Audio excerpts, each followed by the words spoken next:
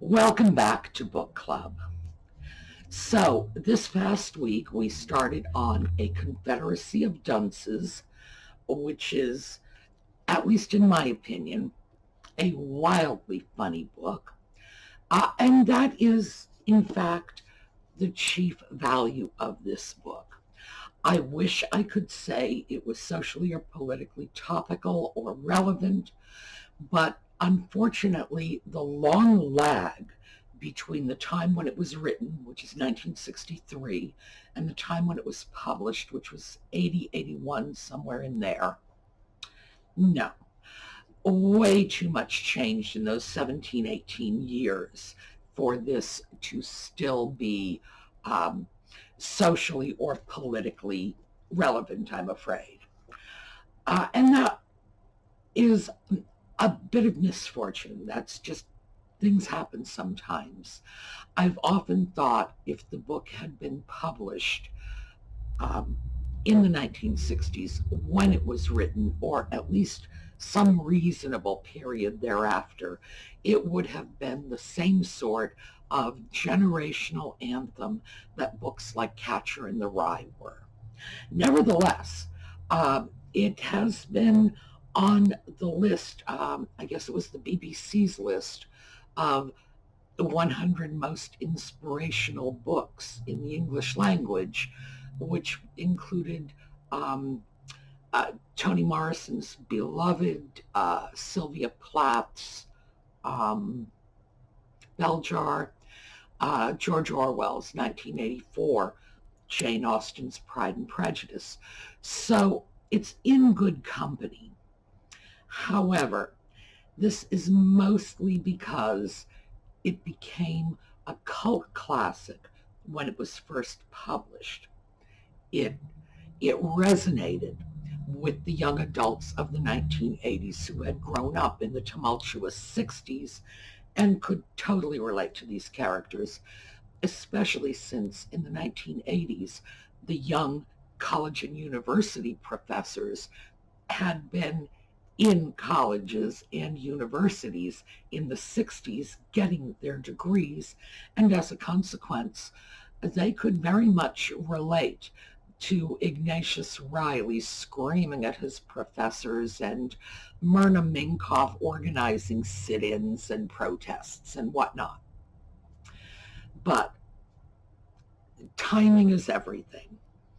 And eventually, of course, the book was recognized, it was published, and it won a Pulitzer Prize. So that moves it out of the realm of cult classic and very securely into the realm of worthwhile literature. And as I said when I first mentioned this book, it's the funniest book you never heard of.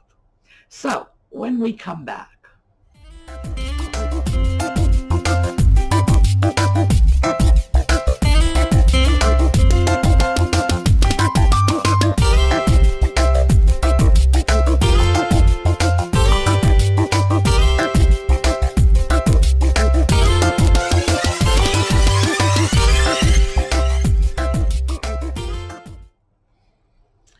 okay, so we've got our cast of characters. Ignatius Riley, who is an overeducated, pompous and snobbish, obese sloth. He sits in bed, writing his manifesto, which is what we would call it today. He calls it his worldview. There is no question this man is a manifesto writer. It's his take on the world around him. And his take has been wildly and frankly,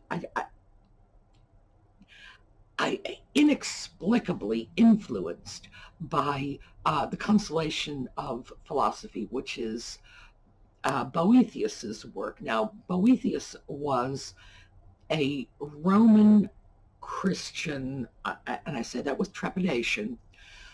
He was a senator. He was from a patrician family. He was very well placed.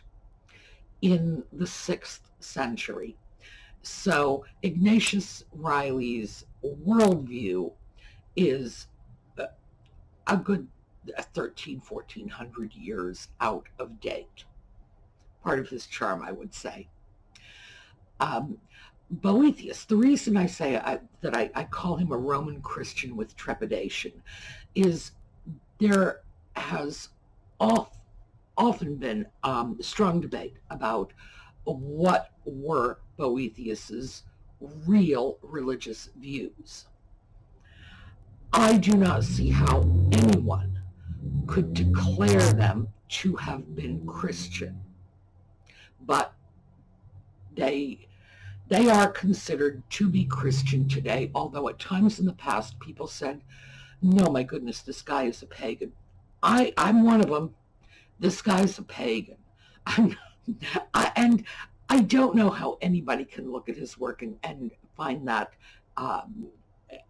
anything other than an inescapable conclusion. He speaks of the Wheel of Fortune, of the goddess Fortuna. These things are so non-Christian that even as parables and allegories, they should be discounted by a Christian community on the face of it, because of course they are false gods, la la la. But it's still hard to get away from the fact that Boethius was a brilliant philosopher. It's just, I have no qualms about that, but I do have an argument with the people who say that this is a Christian work. I just can't get behind that one. And I'm not alone. There are many scholars who know a great deal more about Boethius and 6th century Christian philosophy who would certainly line up on my side of the argument.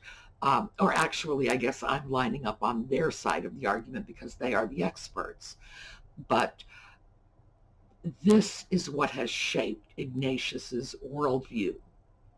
And he is extremely frustrated by the lack of geometry and theology in the modern world. Okay. His main argument against modern society, there are so many, but the main one seems to be that the world around him does not appreciate his genius. And he would be absolutely correct, because almost no one appreciates his genius. So Ignatius sits at home, writes his manifesto in his crumb-filled bed, while he demands that his mother bring him dinner and wash his clothes and whatever. So that brings us to his mother. At the beginning of the book, his mother, Irene Riley, this is what she does. She has this 30-year-old, overeducated son sitting in his bed all day long, writing his manifesto, getting up occasionally to go watch American Bandstand. They don't mention it by name, but there's no question.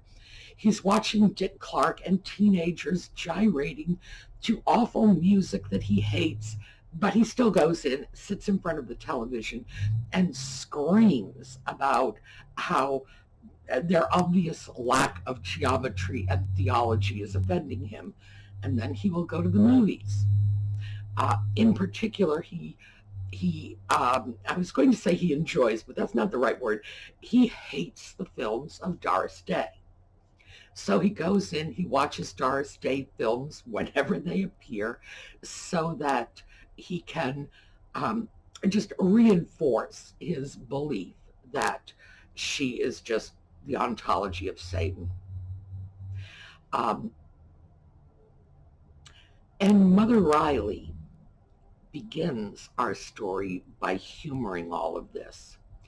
She has sacrificed everything to keep Ignatius in school, to get his undergraduate degree and his master's degree. She's very proud of that, but of course he's doing nothing. As the novel progresses, and as Irene develops a network of friends, all of whom Ignatius considers to be worthless reprobates, and she starts to get some positive feedback in her life, she is moving into a place where she's feeling more comfortable accepting her belief, the validity of her belief that this is wrong, that her overeducated 30-year-old overweight son is lying in bed. Irene is also a day drinker. I think that's about as kind as we can be. Ignatius considers her to be, an out-of-control alcoholic. No, she's a day drinker, and her drink of choice is muscatel. And back in the 60s, at the time when this was written, muscatel was that was a drink for the street winos. It's a fortified wine, and it had two great virtues. One, it had a very, very high alcohol content. Two, it was alarmingly cheap. So there you go. And there's another woman in Ignatius's life, and this is Myrna Minkoff. And Myrna Minkoff is a Jewish, she's described as a Jewish beatnik from New York. I'm not sure I would say beatnik. I would probably say sort of proto-hippie.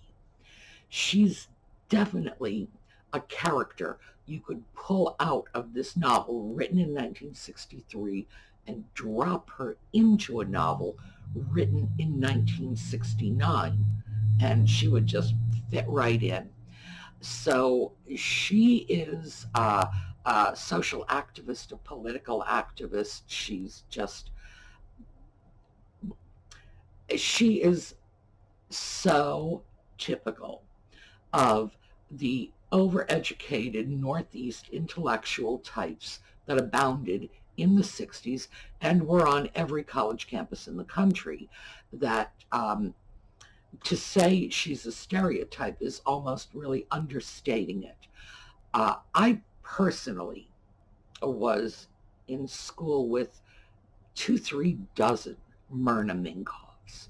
I knew them all. And there were those who would look at me and say, oh, there goes Myrna Minkoff. It was a thing.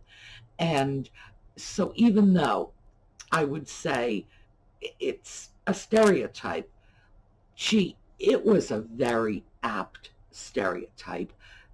This is what was out there at the time.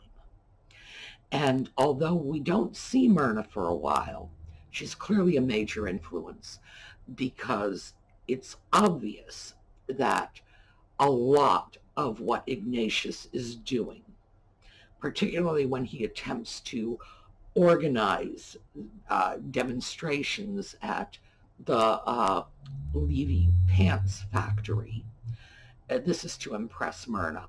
It's also clear that a lot of what Myrna is doing is to impress Ignatius. They have some sort of bizarre relationship that the rest of us just can't understand, but hey, it works for them.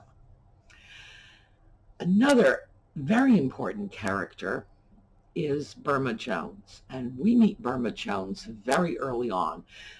He is an African-American who is caught up in the worst of the gears of the system in 1960s South. And frankly, he's probably the only one in the book who really has his head 100% screwed on.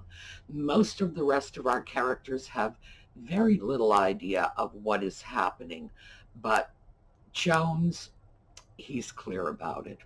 And he and Ignatius are like a pair of binary stars. They are just orbiting each other, even though they haven't met.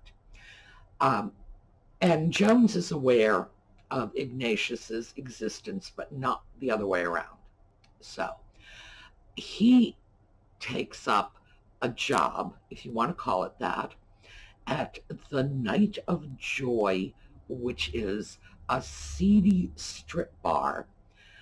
And he's gotten this job, which he really doesn't want, because he was told by the police if he didn't get a job, they were going to lock him away for vagrancy.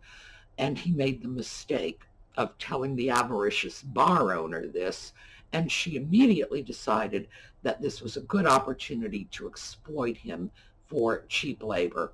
So she pays him $20 a week, which is a ridiculously low wage, even in the 60s, to sweep out the bar. Jones, however, who is not an idiot, becomes very quickly aware that the bar owner, Juana Lee, has some sort of side racket going on. And what this side racket is, and we pretty quickly learn that, is she is providing pornographic materials for schoolboys that are being disseminated by her friend George, who is a juvenile delinquent, a greaser, basically. Greaser juvenile delinquent. And he provides these, what we would call these days, blue pictures. They are smutty pictures of women and largely pornographic.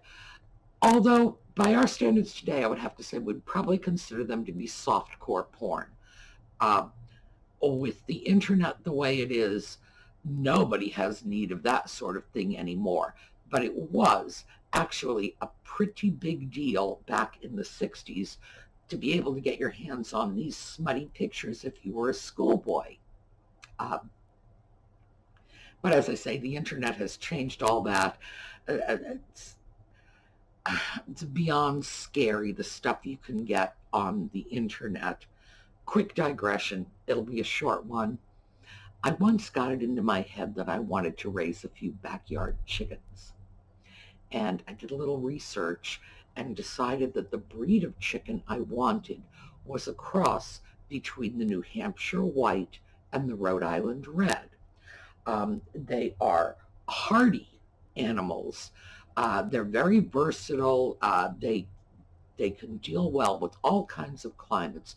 They're good egg layers. And I thought, okay, this is it. I mean, I'm a New Englander. I should stick with the Rhode Island Red and the New Hampshire White. And what the cross between the two has is the little tiny chicks, when they come out of the egg, they come out different colors for male and female, so that you can immediately select the female chicks from the batch. And that's called a sex link. Now, the chicks are called gold sex links because it's a gold colored chicken when it's a female. So I went on the internet and put into my search engine, and it was Google. It wasn't like, some weird Dungeons of Doom, No, this was Google. I put in the search term gold sex link chicks. All right, I'm going to let you think about that for a minute. Oh my goodness.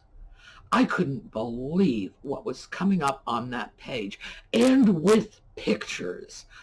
So that was the end of my adventure in little backyard chicken raising. Never looked back. Good heavens, I was stunned by some of this stuff. So that's what kids have today. Back in the early 60s, what they had was, pictures of scantily clad women in provocative poses, and that was racy. That was the big deal. So this is what Lana Lee, the nightclub owner, is doing on the side. Now, Jones knows she's up to something, and he's determined to find out what it is. And he's very, very astute about what's going on in the world around him. This is not a naive character. And he is one of my favorites because he seems to be the only one who really knows what's going on around him, but by the same token, as a black man on the verge of being arrested for vagrancy in the 1963 New Orleans area, he is probably the most powerless character you could imagine. So he knows what's going on, but there's nothing he can do about it.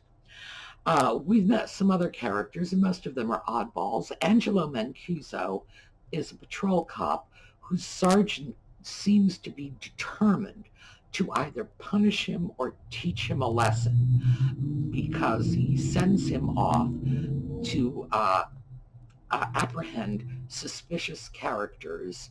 I'm assuming this is Vice, and dressed up in all manner of bizarre costumes and outfits. And eventually Angelo becomes very sick as a result of the dreadful conditions in the places he is being sent to. His aunt, Santa Battaglia, becomes friends with Ignatius's mother and is one of the motivating forces in getting Irene to stand up for herself.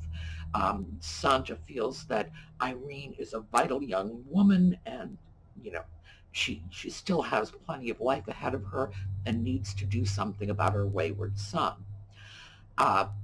She fixes Irene up with Claude Robichaud, who is a respectable older man. He has grandchildren. They're studying with the sisters. And he has a pension. He has some rental property. So he's financially solvent. And something Irene could stand in her life. And we meet a few other minor characters. One of the less minor is Dorian Green, who is a flamboyant gay man, just definitely in your face about what's going on in his world.